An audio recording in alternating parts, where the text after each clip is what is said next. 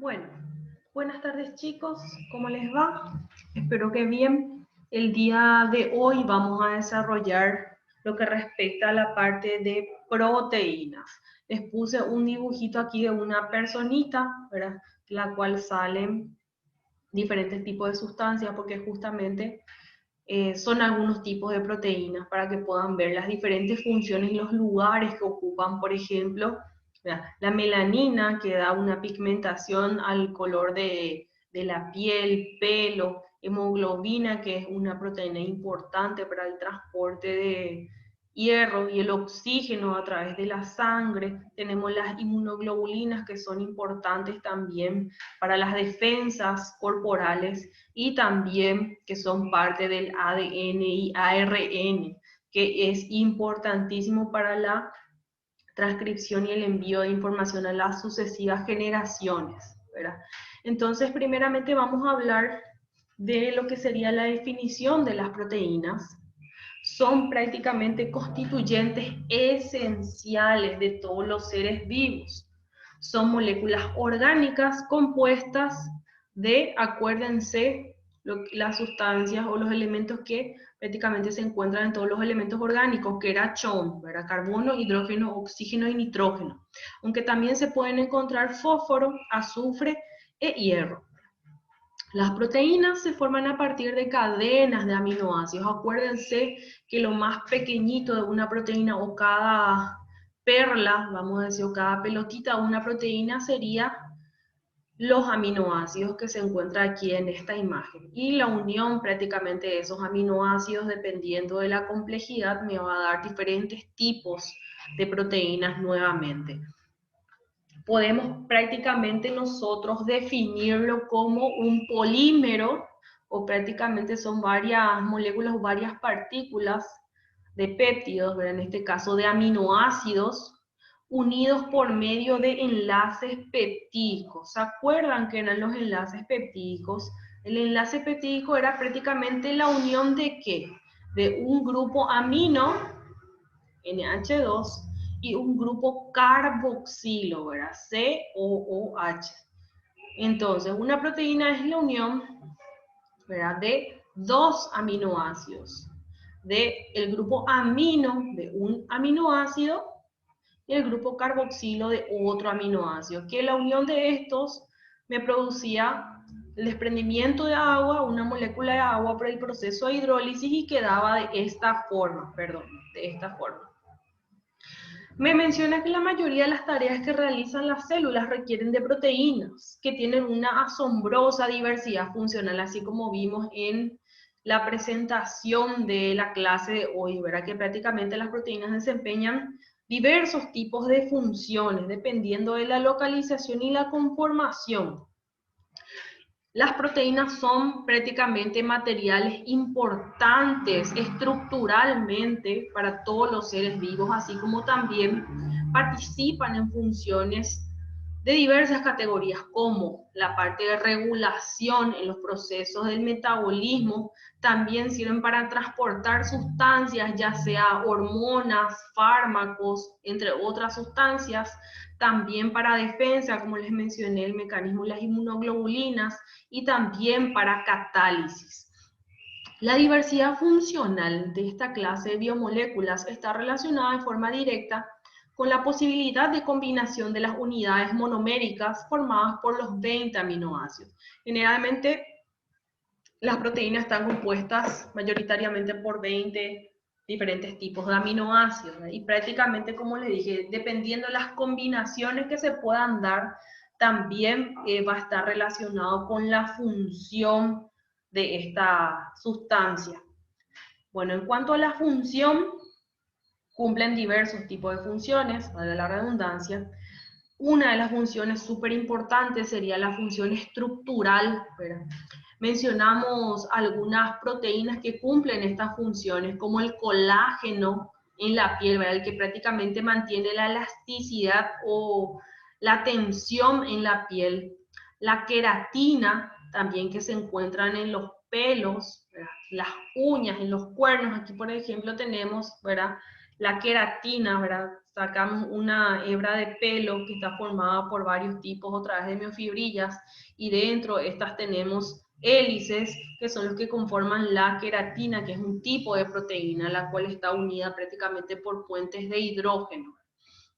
También otra función que cumplen las proteínas sería la de movimiento. Ahí mencionamos dos proteínas bastante importantes como son la actina y la miosina. ¿Se acuerdan que yo les había mencionado en la clase anterior? Que aquí, por ejemplo, tenemos el filamento fino que corresponde a la actina, ¿verdad? Que tiene más constituyentes, y la miosina, que es el filamento grueso. Esto sirve para la contracción muscular, ¿verdad? En la actina tenemos otros tipos nuevamente también de proteínas. Tenemos, por ejemplo, la tropomiosina, que es la cadena, ¿verdad?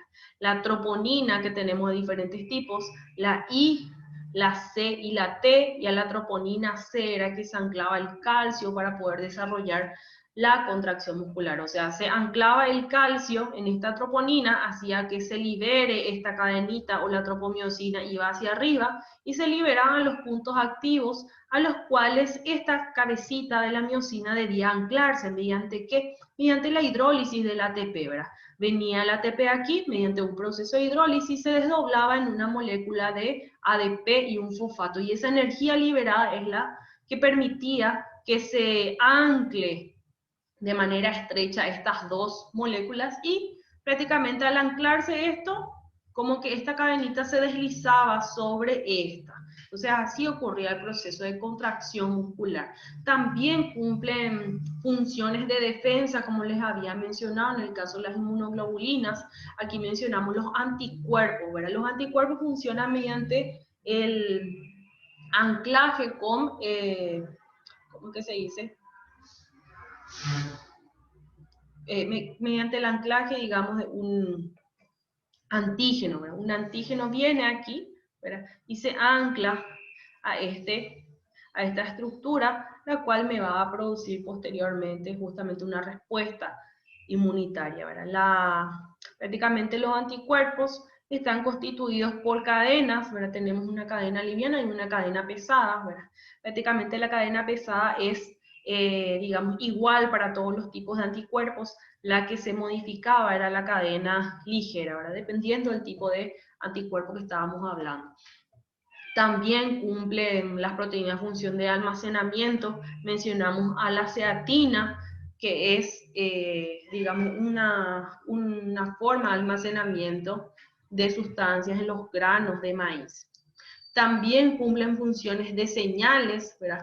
Aquí menciona, por ejemplo, la hormona del crecimiento, ¿verdad? La hormona del crecimiento es prácticamente una hormona que se libera nuevamente gracias a la hormona liberadora, la hormona del crecimiento, la cual viaja a través del torrente sanguíneo dando ciertas órdenes a los huesos largos y a otras estructuras, ¿verdad? Para producir el crecimiento, como lo menciona su nombre. También para catálisis, verá que prácticamente hay ciertas proteínas que catalizan o prácticamente ayudan a formar o desdoblar ciertas sustancias o ciertas reacciones químicas.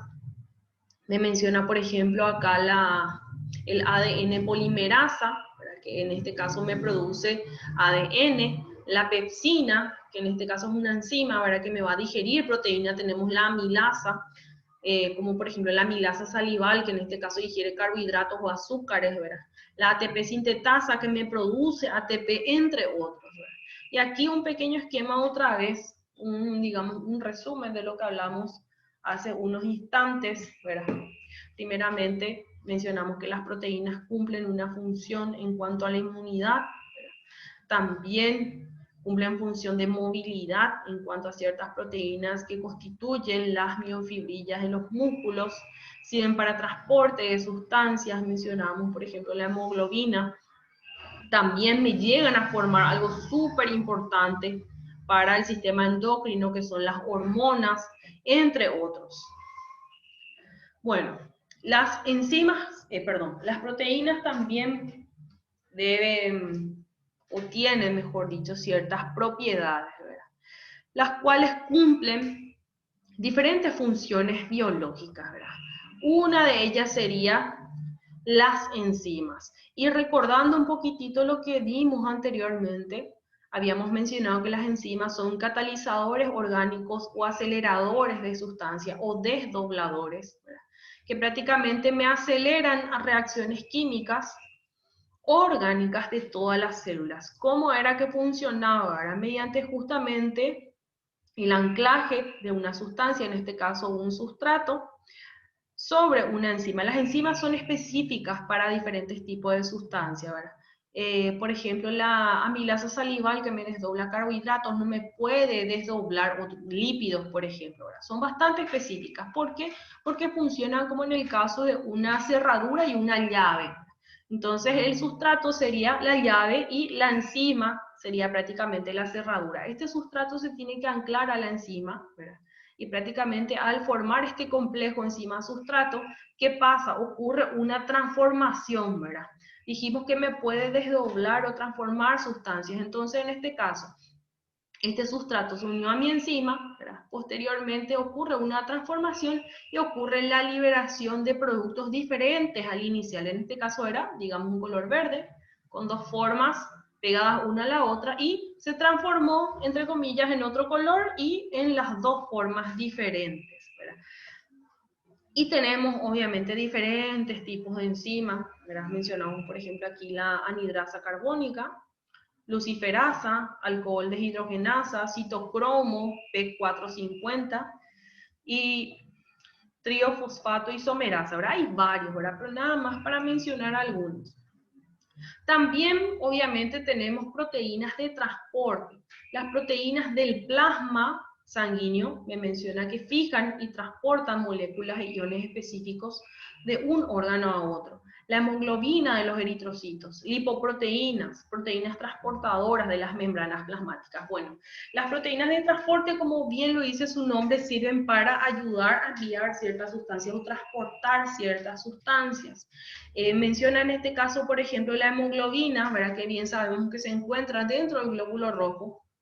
Tenemos prácticamente estructuras de mioglobina, que son cuatro cadenas, 2 alfa y 2 beta, ¿verdad? Prácticamente adentro tenemos como una tuerca que es el grupo hemo, ¿verdad? Dentro del grupo hemo prácticamente se debe anclar el hierro, y al hierro es donde se ancla el oxígeno. Entonces prácticamente este tipo de proteína sirve para transportar hierro y oxígeno, ¿verdad? Después también menciona las proteínas de las membranas plasmáticas, que ya en las clases anteriores le había mencionado, que la membrana celular es prácticamente una estructura compuesta mayoritariamente por lípidos, proteínas y glúcidos. Y las proteínas, ¿verdad? Había de diferentes tipos, teníamos las globulares, las periféricas y las transmembranas. Las transmembranas, ¿se acuerdan que eran súper importantes para permitir el paso de sustancias bastante grandes o prácticamente las que no eran liposolubles, ¿verdad? Entonces, para que puedan atravesar fácilmente a través de la membrana celular, así como también las hormonas, ¿verdad? Las hormonas, como les mencioné también en clases anteriores, digo bien, ¿verdad? Se producían generalmente a nivel del hipotálamo y la hipófisis, ¿verdad? Prácticamente de ahí surgían la mayoría de las hormonas, y estas viajaban a través del torrente sanguíneo a las diferentes células diana o al, digamos, el sitio donde debe ejercer una acción, ¿verdad? Pero, ¿qué pasaría si la hormona se transportase desde el lugar de origen hasta la célula diana o hasta donde se tiene que ir, ¿verdad? Sin ningún tipo de transportador, prácticamente se va a ir degradando o desdoblando en todo ese recorrido que debe hacer. Entonces, las proteínas de transporte, ¿para qué sirven? Es como si fuera que le agarran de la manito a la hormona, ¿verdad? Y le ayudan hasta llegar al sitio donde debe ejercer la acción. De esa forma, siempre voy a tener hormona disponible, pero no va a ejercer ninguna acción esta hormona mientras siga anclada a la proteína transportadora. Una vez que la hormona se libera de mi proteína transportadora, que es cuando llega a mi órgano blanco, ahí recién se convertiría en una hormona libremente activa. Después también las proteínas se encuentran en nutrientes y sirven también de reserva. Aquí me menciona las semillas de plantas que almacenan proteínas, nutrientes requeridos para el crecimiento de semillas en germinación, como en el caso, por ejemplo, del trigo, el arroz, el maíz, entre otros. También tenemos las proteínas contráctiles o móviles. Mencionamos algunas proteínas que tienen la capacidad de contraerse, moverse, relajarse. Y ahí mencionamos nuevamente otra vez la actina y la miosina, súper importantes, y otras también como la tubulina y la dineína. En cuanto a las proteínas estructurales, como le dice su nombre, sirven para estructura o conformación de ciertas sustancias, ¿verdad? Muchas proteínas menciona que actúan como filamentos de soporte, ¿verdad? Serían prácticamente como los pilares de ciertas sustancias, ¿verdad? Cables u hojas para conferir fuerza o protección a las estructuras biológicas. Aquí mencionan, por ejemplo, los tendones, los cartílagos, colágeno, elastina, queratina, que son súper importantes para mantener la estructura corporal. También tenemos las proteínas de defensa, ¿verdad? Menciona que muchas proteínas defienden a los organismos contra heridas, y ahí mencionamos súper importante esta sustancia, las inmunoglobulinas o anticuerpos. Tenemos diferentes tipos de inmunoglobulina, como la M, la G, la A, la E, ¿verdad? Tenemos diferentes tipos, eso vamos a ver más adelante, y cada una desempeña un papel importante, ya sea para, digamos, respuesta frente a alergias, respuesta frente a parásitos, frente a virus, frente a bacterias. También tenemos aquí el fibrinógeno, la trombina, ¿verdad? Proteínas que actúan contra los venenos de serpientes, toxinas, entre otros. Y aquí nada más para hacer un poquitito hincapié en cuanto a las proteínas móviles, ¿verdad? Las que son contráctiles, tenemos aquí, por ejemplo, un músculo, ¿verdad? Separamos esto, tenemos el músculo braquio radial en este caso, ¿verdad? Prácticamente está compuesto por varios tipos de fibras o de haces musculares, mejor dicho. Estos haces musculares están compuestos nuevamente por diferentes tipos de fibra, que sería la fibra muscular, y las fibras musculares están compuestas nuevamente por miofibrillas. Dentro de las miofibrillas yo tenía mis fibras de actina y miosina, mis filamentos, mejor dicho. Y prácticamente estas dos estructuras súper pequeñas eran las que me servían para producir la contractibilidad y relajación de este músculo y de los demás, ¿verdad? Todo lo que respecta al músculo esquelético. Y prácticamente así es el mecanismo, ¿verdad? Viene el calcio, se ancla a mitroponina C. Mitroponina C, prácticamente al reaccionar al calcio, hace que mi tropomiosina suba para arriba y se liberen los puntos activos. De esta forma, ¿verdad? Tengo un lugar libre en el cual mi miosina se puede anclar al sitio activo mediante la hidrólisis del ATP. También tenemos las proteínas reguladoras, ¿verdad? Las proteínas reguladoras mencionan que algunas proteínas ayudan a, valga la redundancia, a regular la actividad celular o fisiológica. Aquí mencionamos, por ejemplo, la insulina, la hormona del crecimiento, la proteína fijadora, GTP o guanidina trifosfato. También otras proteínas como la munelina, que es una proteína, una planta, dice, africana de sabor dulce. El plasma sanguíneo de algunos peces del Ártico contiene proteínas anticongelantes que protegen su sangre contra la congelación, y así como también que los aminoácidos son componentes fundamentales de las proteínas. Y haciendo un poquitito nuevamente hincapié, por ejemplo, en cuanto a la regulación específicamente de la insulina, ¿verdad?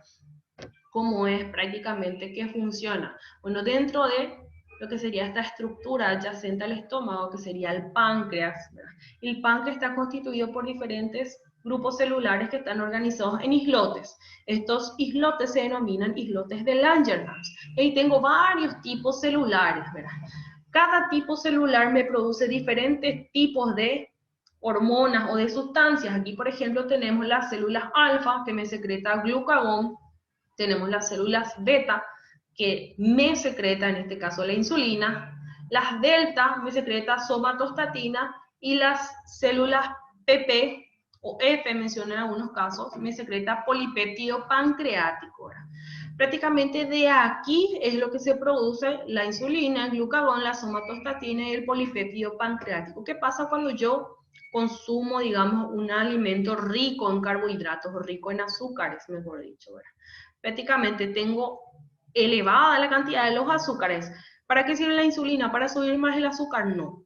Generalmente los diabéticos que son insulino dependientes se inyectan justamente la insulina para bajar el nivel de azúcar en sangre. Entonces, ¿qué pasa? Cuando yo consumo un alimento rico en glucógeno, en glucosa, perdón, ¿qué hace? Que el páncreas me secrete de las células beta insulina, la cual va a hacer ¿qué cosa? Van a agarrar ese azúcar en exceso y me van a guardar en mi músculo y en el hígado, ¿verdad? En forma de glucógeno. ¿Qué pasa si tengo lo contrario, verdad? Prácticamente tengo bajo nivel de glucosa. Entonces, ¿qué pasa? Yo tengo que alzar mi nivel de azúcar en sangre. Entonces, de mis células alfa, ¿verdad? ¿Qué va a pasar? Va a hacer que del páncreas se libere, perdón, del hígado se libere lo que yo guardé anteriormente gracias a la insulina. Y este glucagón se va a transformar nuevamente en glucosa, los cuales van a ser aprovechados nuevamente a nivel de los vasos sanguíneos, regulando nuevamente el nivel de glucógeno en sangre. Bueno, mencionamos algunos aminoácidos importantes, pero que no se encuentran en las proteínas. Esto por favor no se equivoquen, son aminoácidos importantes, pero que no se encuentran en las proteínas. Tenemos por ejemplo la beta-alanina, esto no es necesario que sepan, ¿verdad? Es más químico esto, ¿verdad? Me menciona que se encuentran en vitaminas del ácido pantoténico, también en algunos péptidos naturales. Tenemos la delta-alanina, ¿verdad? Que se encuentra en polipéptidos de algunas paredes celulares bacterianas. Entonces, acuérdense, aminoácidos biológicamente importantes que no se encuentran en proteínas. Beta-alanina, delta-alanina, tenemos el ácido gamma aminobutírico, ¿verdad? O GABA se le dice también, se encuentra en el cerebro y otros tejidos, actúa como neurotransmisor. Esto vamos a utilizar muchísimo en la parte de fisiología, el ácido gamma aminobutírico, que sirve como neurotransmisor o prácticamente envía información neuronal, ¿verdad? Tenemos el ácido delta-glutámico, ¿verdad? Que en polipéptidos de algunas paredes celulares bacterianas se encuentra. Tenemos la 1-homosiderina, se encuentran varios tejidos, es intermediario del metabolismo de aminoácidos, también la L-ornitina, ¿verdad? Muchos tejidos, dice, intermediario también en la síntesis de arginina. Tenemos también la sarcosina, se encuentra también en varios tejidos, intermediario de síntesis de aminoácidos, y la L-tiroxina, ¿verdad? Se encuentra en la glándula tiroides, es la hormona tiroidea. Y algo súper importante, me menciona que los oligo y polipéptidos se forman por polimerización de los aminoácidos. Todas las proteínas son polipéptidos, súper importante. Oligopéptidos y polipéptidos generalmente, dependiendo de la literatura, pueden encontrar los que se encuentran, digamos, por encima, algunos mencionan hasta 5, ¿verdad? O sea, 5 para arriba se denominan oligopéptidos y de 10 para arriba se menciona como polipéptidos, ¿verdad? Pero en algunas literaturas prácticamente ya se denomina polipéptidos los que son de 5 para arriba, ¿verdad? O de 5 aminoácidos para arriba, ¿verdad? Entonces, los polipéptidos, ¿verdad? Se forman por polimerización de aminoácidos. ¿Cómo? Prácticamente, varios, merización, mire, de monómeros, ¿verdad? Entonces, tenemos varios monómeros, ¿verdad? Los cuales se van a unir y me van a formar lo que se denomina polipéptidos. En cuanto a los aminoácidos, se denomina también de esta forma la abreviatura. Me menciona que las proteínas son polímeros de aminoácidos que ya mencionamos y la cantidad va a variar de proteína a proteína. Me menciona también que los aminoácidos se obtienen por medio de hidrólisis, ¿verdad? O prácticamente un desprendimiento de agua, un proceso que necesita agua para poder desarrollarse. Son los productos finales de la digestión y catabolismo de las proteínas. Acuérdense, ¿verdad?, que las sustancias para que puedan ser absorbidas a nivel intestinal tienen que desdoblarse hasta lo más mínimo de una sustancia. En este caso, las proteínas, para poder absorberse y aprovecharse, se tienen que, digamos, desdoblar hasta lo más mínimo, que serían los aminoácidos. Me mencionan también que los mismos derivan de ácidos grasos de cadena corta. Tenemos, en este caso, en los aminoácidos, un grupo básico amino, no se olviden por favor, NH2, y tenemos un grupo carboxilo ácido, ¿verdad? Que es COOH. Me menciona también que dada la secuencia de aminoácidos, o sea que dependiendo de su secuencia se va a determinar la configuración tridimensional de cada proteína. Así como también los aminoácidos se pueden clasificar según su capacidad para interactuar o no con el agua. Tenemos los no polares, que no les gusta el agua, acuérdense, polares, les gusta el agua. Tenemos los ácidos y las bases. Vamos a hablar un poquitito de cada uno. Primeramente tenemos los aminoácidos no polares. Me menciona que contienen principalmente los grupos R, hidrocarbonado. Significa que hidrocarbonado cuando tenemos hidrógeno y carbono, sin carga positiva o negativa. Interactúan poco con el agua, acuérdense cuando dicen no polar, que prácticamente no les gusta nada el agua, prácticamente van a interactuar poco o nada con ellos. Son hidrófobos, como lo dice su nombre. Cumplen funciones importantes para mantener la estructura tridimensional de las proteínas, ¿verdad? Me menciona acá, ¿verdad? Contienen grupos R hidrocarbonados sin carga positiva o negativa. Hidrocarbonado, ¿verdad? Carbono, hidrógeno, carbono, hidrógeno, carbono, hidrógeno. Algunas nada más, algunas proteínas, aminoácidos, mejor dicho, no polares. Tenemos, por ejemplo, la glicina, alanina, valina, leucina, metionina, isoleucina, entre otros, ¿verdad?